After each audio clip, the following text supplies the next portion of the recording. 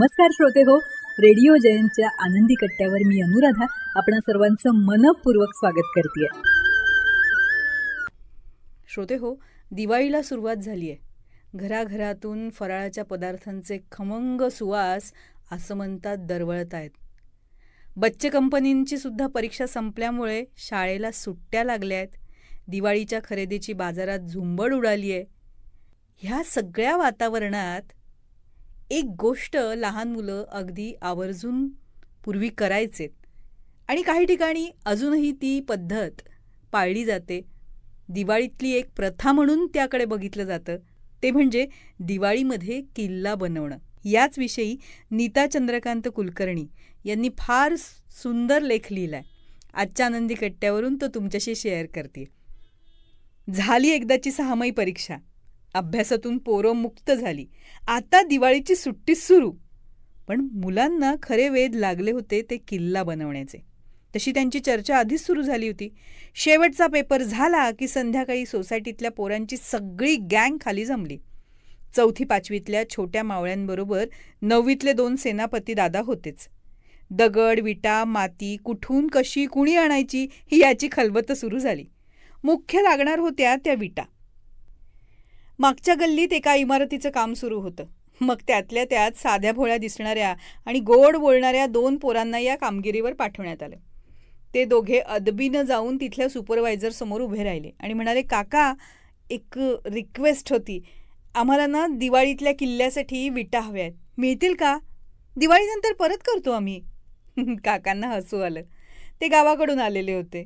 ते म्हणाले, अरे देतो की, पण ह्या मातीच्या विटा नाही आहेत, या सिमेंटच्या जड आहेत. त्या तुम्ही कशा नेणार? काका, ते आम्ही बघतो. बरं, तुम्हाला जमतंय तर न्यायला, मग घ्या 10-12 विटा. बस, कामगिरी फत्ते. मुलं खुश. सायकली आणल्या, कॅरियरवर 2-2 विटा घेऊन आले. आसपास मिळतील तिथून दगडसुद्धा आणले. किल्ल्याच्या बांधकामासाठी साहित्य येत होतं. छोट्या मावळ्यांना माती आणायला पाठवलं जात होतं. कुणी घरातून पोती आणली होती. तोपर्यंत अंधार पडायला लागला.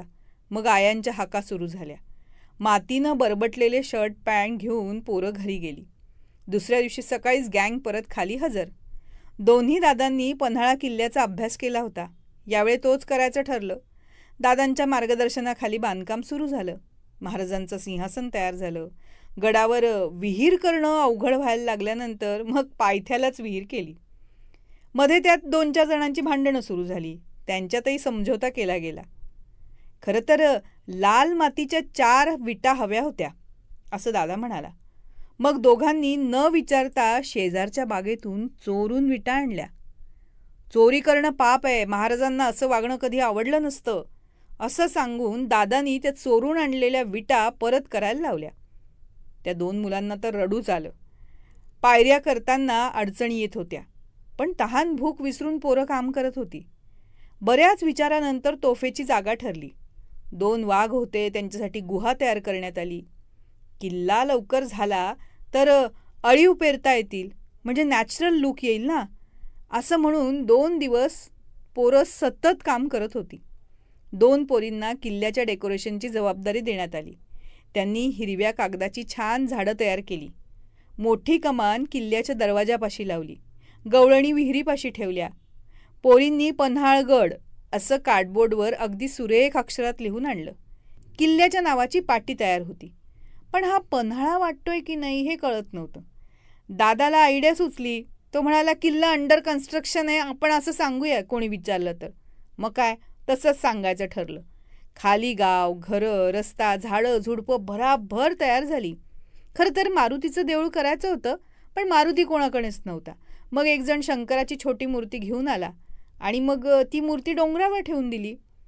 तटबंदी घालून झाली. पोरं आपणच केलेल्या किल्ल्याकडे कौतुकानं बघत होती. घराघरातून मातीची खेळणी आणली गेली. किल्ला सजवला गेला. डोळ्यात तेल घालून पहारा देणारे मावळे दोघांनी आणले होते. तुझ्यापेक्षा माझेच मावळे जास्ती शक्तिमान, असा थोडा वाद त्यांच्यात निर्माण झाला. पण गडाच्या संरक्षणासाठी 4ही मावळे ठेवावे, असा शेवटी निर्णय देण्यात आला. आपला किल्ला फार भारी झालेला आहे, डोळ्यात तेल घालून त्याचं रक्षण करा, दादांनी बजावलं. किल्ल्याचं राखण करण्यासाठी 2 तासाच्या बॅच ठरवण्यात आल्या आणि आता हा किल्ला फायनली पूर्ण झाला होता. दादांनी शिवाजी महाराजांना त्यांच्या सिंहासनावर बसवलं. सगळ्यांनी टाळ्या वाजवल्या. इतिहासातही असंच घडलं असेल.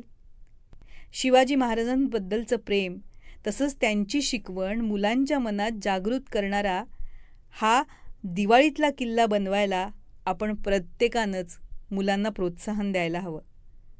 कारण तो किल्ला नुसता किल्ला नसतो, त्यातून मुलं खूप काही शिकणार असतात. नियोजन, एकता, आपापसातली मैत्री, प्रेरणा, काही वेळेस माघार घेणं, श्रमाची कष्टाची जाणीव आणि त्यातून खूप काही. यातूनच त्यांना आयुष्यभर उपयोगी पडणारं शिक्षण मिळतं. म्हणूनच मुलांना मातीत चिखलात खेळू दे, शिवरायांकडनं थोडी स्फूर्ती घेऊ दे, आवडीचा किल्ला बनवू दे, महाराजांचा जय जयकार करू दे. तुम्ही म्हणा, छत्रपती शिवाजी महाराज की जय. हा होता आनंदी कट्ट्यावरचा आजचा सुंदर विचार. तुम्हाला तो कसा वाटला याविषयीची तुमची कमेंट बॉक्समध्ये नक्की लिहा. आणि त्याचबरोबर रेडिओ जयंतचे दर्जेदार कार्यक्रम ऐकण्यासाठी रेडिओ जयंत लाईक करा, शेअर करा आणि सबस्क्राईब करा.